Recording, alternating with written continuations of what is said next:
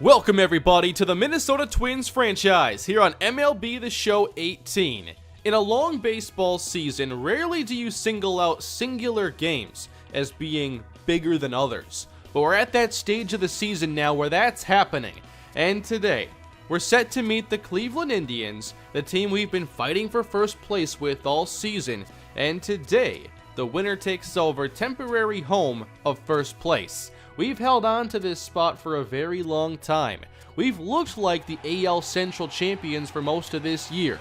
But since the All-Star break and a little bit before it, we haven't played our best baseball, and we've been closer to a 500 team since an incredible start. Let's get into the game against the Cleveland ace, Corey Kluber. We've seen him before in this series, I'm pretty sure. 18-4 record, 2.84 ERA.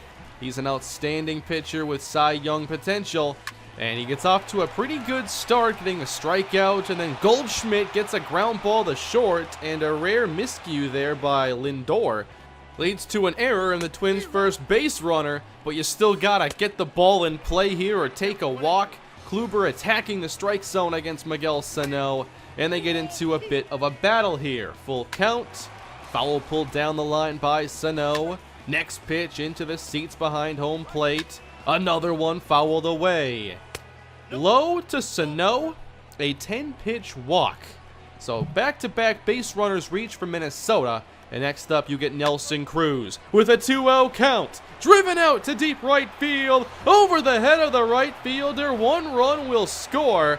Couldn't really tell that was going to be a for sure hit, so only one comes around for Minnesota, and that's followed up by Jorge Polanco. He came off the DL not too long ago, and he drives one to center, delivering his biggest hit of the season. A 2-run base hit to center field as the Twins take a 3-0 lead for young starter Yadier Alvarez. He began this season really well, but now his numbers are far more average. And I made a big mistake getting into this game. I had Mitch Garver at DH and Nelson Cruz at catcher. So just in the wrong spots. I couldn't just swap their positions because that would eliminate our DH. So I had to sub in Castro for Cruz after his double. So Castro behind the plate. 3-2 count and a jam fly ball. Pretty easy play there in left for Eddie Rosario. There's Francisco Lindor with a 5-game hitting streak, but his overall season numbers aren't anything special. They're good, not great. He flies to left field, and the Twins have a nice 3-run inning, and then a 1-2-3 bottom of the first. So on to the second we go. Kluber trying to settle in, but inside out from Rosario, we got ourselves a base hit. Buxton's up next. A 2-hopper sneaks past the infielders. We just keep reaching base suddenly. Kluber up to 36 pitches, recording only 3 outs, and allowing another base hit. Blackman reaches, and the bases are juiced for perhaps the AL MVP, Paul Goldschmidt. 1-2. Strike 3 from Kluber, a big-time strikeout. Kluber trying to limit the damage, hoping for a double play ball, and Sano drives one to right center, down for extra bases. 1 run scores. There's another, the third flying home. A bases clearing double, and the Twins open up a 6-run lead on one of the best pitchers in the game. Castro in for Cruz. He reaches, bringing Sano home from second base. You think the Twins are done there? It's 7-0. Yunel Escobar with 2 in scoring position. Escobar on the ground, Lindor with the play, and they do keep it 7-0. And Cleveland has some good bats, so it's not as if they can't score 7 of their own. Here's Carlos Santana, sharply hit and stopped at short. Escobar to his feet makes the play. Another 1-2-3 for Alvarez. Kluber, meanwhile, 61 pitches, just trying to put a 0 on the board as Byron Buxton delivers his second hit of the game. He's going to reach at second base, a double for Buxton, and still nobody down. Goldschmidt up, that's in the air, headed out to left field with pretty good carries, so a sacrifice opportunity. Twins do bring home another runner, but Buxton gets caught here in a pickle, and he is out following the run. So 8-0. Alvarez gets the big cushion and really settles in. nailing the zone. His control was on point. Then he gets him to reach outside for the fastball, strike 3. Here's Cleveland rookie center fielder Christopher Meredith hitting just 170 this season, and that's going to knock it down maybe a point or two. Really bad strikeout there for him.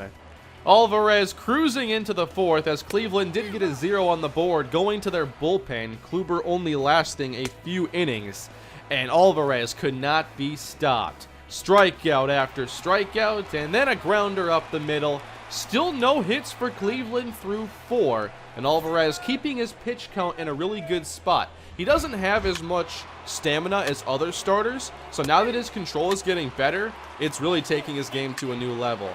We simmed through a few of these middle innings, and the Twins get a grand slam from Miguel Sano, and more excellence out of Yadier Alvarez.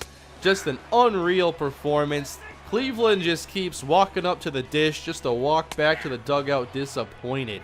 14-0. Here's Meredith falling behind again, striking out again as well. Alvarez cruising, still perfect through 6. But you knew eventually the pitch count could become a problem, and therefore the control. That was the first thing to go wrong, as he does get the walk and then hits Francisco Lindor. At this point, I knew that the no-hitter was in danger, and we might have to take him out.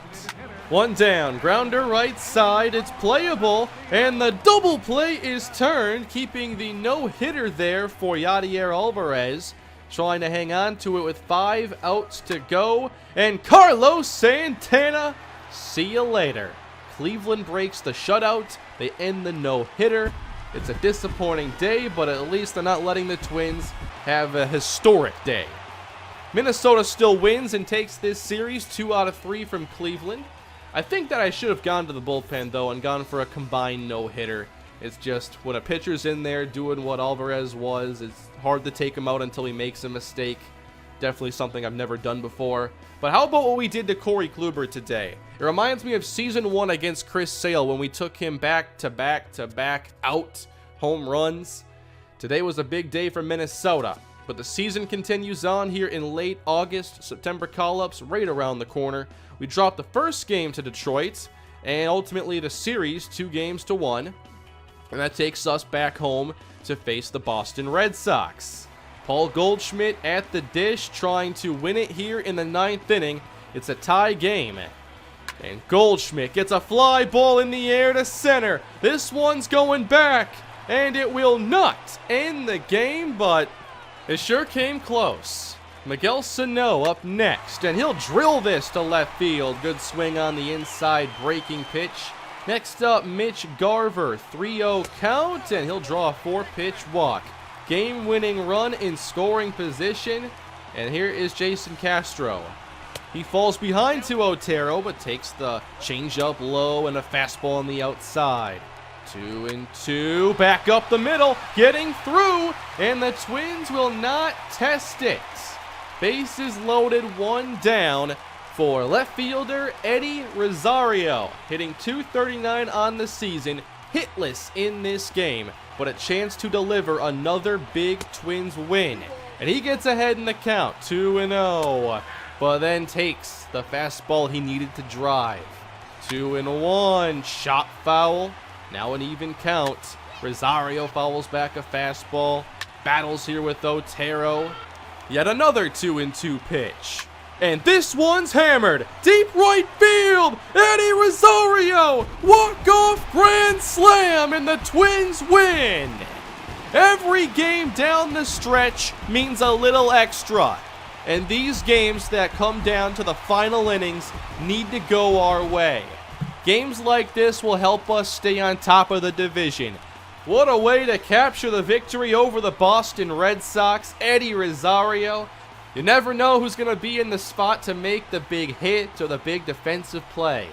And in this case, I thought we missed the opportunity on that fastball right down the middle, but somehow we got a pitch even better. Twins take it 6-2, and then on to the next day.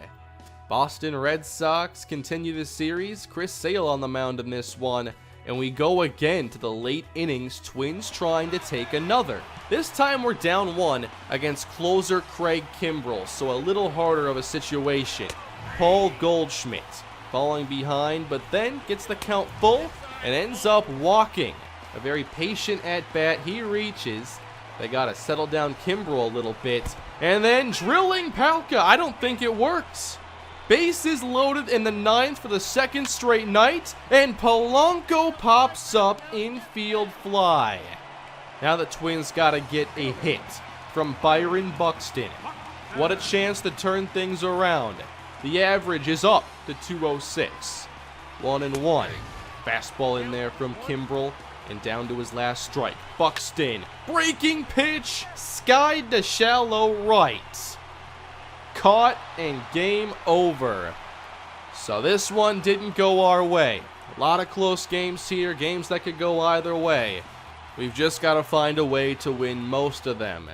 In this game, we did suffer an injury, a season-ending injury to Zach Granite with a torn labrum. So we go down to AAA, and there is Quentin Berry, who's kind of bounced around between AAA and the majors in this series. He's coming back up. And also with the expanding rosters pretty soon, he is probably going to find himself back on the roster regardless. Up next for Minnesota, we finally make it to the month of September. And we started off with a victory over Boston, so we do take this series. We win 10-2. Good to see Buxton put together another multi-hit game. And then Dallas Keuchel gets his 16th victory, going 7 innings with 2 runs allowed. We get another series against Cleveland right after this. We lose the first game, and then see that our minor league seasons are over. AAA Red Wings, they win their division, and the Lookouts win theirs as well. Farm system doing outstanding. Now we got to get the Twins to the postseason as well. We end up in basically the same situation we started this episode with. We each take a game to start this series, and we're left with the same exact record. This time the win went to Tyler J, actually, who is still getting a lot of innings in his outings. His ERA is even down to 3.5. So as the episode comes full circle, again a first place game between Cleveland and Minnesota. Yunel Escobar at the plate, down 1 here in the 9th, runner aboard. Escobar with the base hit. We have some speed out there, but we're not going to test the throw.